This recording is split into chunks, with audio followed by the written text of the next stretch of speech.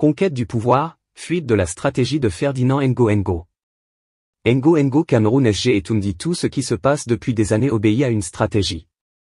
Le dernier jeu de chaises musicales lors duquel Ferdinand Ngo a mis à la tête de la Sonara et de la Codco deux de ses affidés, a démontré, une fois de plus, sa très ferme volonté de faire main basse sur toutes les entreprises publiques et parapubliques. Alors que la très grande majorité n'y voit derrière cette détermination de captation de entités rentières de l'État qu'une parfaite illustration de l'appétence de Ferdinand Ngo pour la prédation, ce qui n'est pas faux, il s'agit surtout pour lui, à travers les nominations de ses pions à la tête de toutes les entreprises publiques, de ménager sa monture, en vue de la bataille finale pour la conquête du pouvoir présidentiel. La question de la prise du pouvoir par Ferdinand Ngo n'est plus un secret de polichinelle au sommet de l'État et il est connu qu'il y travaille depuis 2021 pour y parvenir.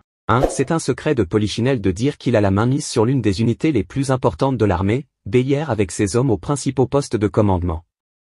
2. N'a-t-il pas tenté d'impliquer le ministre de la Justice, Laurent Esso et le ministre des Finances, Louis-Paul Motaz, ses adversaires politiques dans l'assassinat du journaliste Martinez Zogo? 3. Maxime Eko à la tête du dernier service de renseignement qu'il ne contrôlait pas n'a-t-il pas été jeté en prison et remplacé par son ami diplomate comme lui et qui travaillait dans son cabinet à la présidence de la République? 4. Les militants du MRC, principale force de l'opposition, ont été arrêtés pour avoir manifesté contre les détournements CAN 2019, Covid-19 et crise anglophone.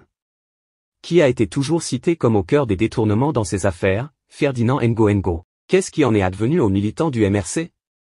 Ils ont été jetés prison et traduits comme par hasard devant le tribunal militaire et le leadership de leur parti décapité.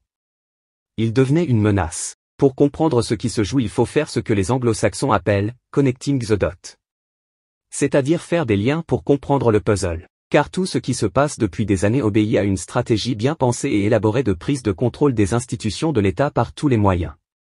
Y compris détruire le minimum de liberté et démocratie et même fragiliser tout l'État.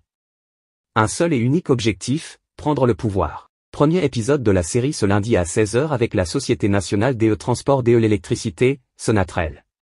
Source, Boris Berthold.